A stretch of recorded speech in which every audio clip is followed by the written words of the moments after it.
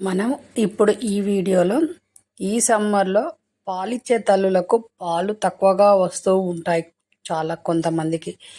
కాబట్టి వాళ్ళు ఎలాంటి ఫుడ్ తినడం వల్ల పాలు బాగా వస్తాయి, పిల్లలకు సరిపోయే పాలు ఎలా వస్తాయి అనేది ఈ వీడియోలో తెలుసుకోబోతున్నాం. కాబట్టి వీడియో చివరి వరకు చూడండి, మీకు అన్ని విషయాలు తెలుస్తాయి, హెల్తీగా ఉంటారు. అలాగే మన ఛానల్ కొత్తగా చూస్తున్న వాళ్ళైతే సబ్స్క్రైబ్ చేయండి, లైక్ చేయండి, షేర్ చేయండి. మీరు ఇచ్చే సపోర్ట్ చాలా అవసరం ఈ ఛానల్కి.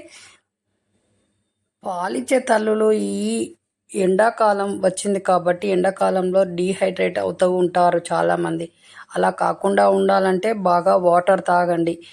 వాటర్ తాగడం వల్ల డీహైడ్రేట్ ఒంట్లో వేడి తగ్గుతుంది, చల్లదనంగా ఉంటారు కాబట్టి పాలు ఉత్పత్తి ఎక్కువగా ఉంటుంది. అలాగే ఎల్లిపాయలు ఉంటాయి కదా, ఎల్లిపాయలని కొన్ని పాలల్లో కొంచెం ఉడికించి అవి కూడా తినండి. అలా తినడం వల్ల పుష్కలంగా పాలు వస్తాయి. వెల్లుల్లి పాలల్లో కొంచెం ఉడికించి తినడం వల్ల పాలు పుష్కలంగా వస్తాయని చెప్పుకున్నాం కదా. ఇంకో రెమెడీ ఎలా అంటే సోంపు ఓమ ఉంటుంది కదా, అది మీరు డైరెక్ట్ తిన్నా పర్వాలేదు. లేదు మేము అలా తినలేము అని అంటే కొంచెం గోరువెచ్చగా చేసేసి పొడి చేసేసి రెండు కలిపి కొంచెం వేడి నీళ్ళల్లో వేసి తాగినా పర్వాలేదు. లేదు మేము మార్నింగ్ ఒక రకము ఈవినింగ్ ఒక రకం తాగుతాము అని అంటే మార్నింగ్ సోంపు వాటర్ తాగండి, ఈవినింగ్ ఈ ఓమ వాటర్ తాగండి. కొంచెం గోరువెచ్చగా ఉండాలి ఆ వాటర్. ఒక స్పూన్ వేసుకొని తాగితే చాలు. ఇంకా పాలకూరతో చేసిన పదార్థాలు బాగా తినండి. పాలకూరతో చేసిన పదార్థాలు తినడం వల్ల మీకు పాలు బాగా వస్తాయి. పిల్లలకు కూడా వాళ్ళకి మోషన్ కరెక్ట్గా ఉంటుంది. మీకు కూడా మోషన్ అనేది ఆగకుండా మీకు కాన్స్టిపేషన్ అనే ప్రాబ్లం రాకుండా ఉంటుంది. అలాగే ఈ పాలిచ్చే తల్లులకు చాలామందికి మలబద్ధక సమస్య ఉంటుంది కాబట్టి తోటకూర, పాలకూర ఇలాంటివి ఎక్కువగా తినండి. మీకు అలాంటి ప్రాబ్లం రాకుండా ఉంటుంది. మోషన్ మలబద్ధక సమస్య రాకుండా ఉంటుంది. అలాగే పాలు కూడా బాగా వస్తాయి.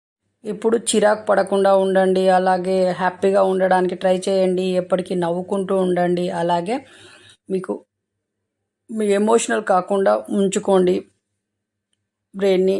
అలాగే మీ బేబీని ఎప్పుడు మీ దగ్గరికే ఉంచుకోండి. అలా ఉంచుకోవడం వల్ల మీకు పాల ఉత్పత్తి అనేది బాగా ఉంటుంది. అలాగే బేబీతో కనెక్షన్ బాగా ఉంటుంది కాబట్టి మీ ఇద్దరి మధ్య బాండ్ అనేది చాలా రియల్గా సూపర్గా ఉంటారు. ఎప్పుడు హెల్తీగా ఉంటారు ఇద్దరు, బేబీ అయినా మీరైనా. దగ్గరగా ఉంచుకోవడం అంటే ఎప్పుడు ఒళ్ళో వేసుకొని ఛాతీకి దగ్గరగా ఉంచుకోండి. అలా ఉంచుకోవడం వల్ల చాలా హెల్తీగా ఉంటారు బేబీ అయినా మదర్ అయినా.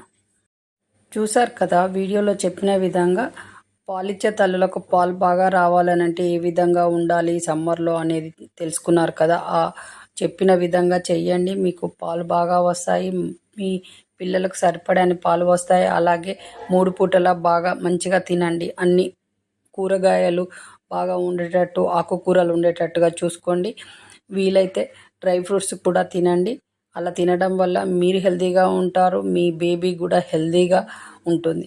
కాబట్టి ఈ విధంగా తినండి. అలాగే ఎక్కువ బీట్రూట్, క్యారెట్ ఇలాంటివి బాగా తినండి. ఇలా తినడం వల్ల మీకు రక్తహీనత ప్రాబ్లం కూడా తగ్గుతుంది. డెలివరీ అయిన తర్వాత రక్తహీనత ప్రాబ్లం చాలామందికి వస్తుంది కాబట్టి బీట్రూట్, క్యారెట్ లాంటివి కూడా బాగా తినడం వల్ల రక్తహీనత ప్రాబ్లం నుంచి బయటపడతారు.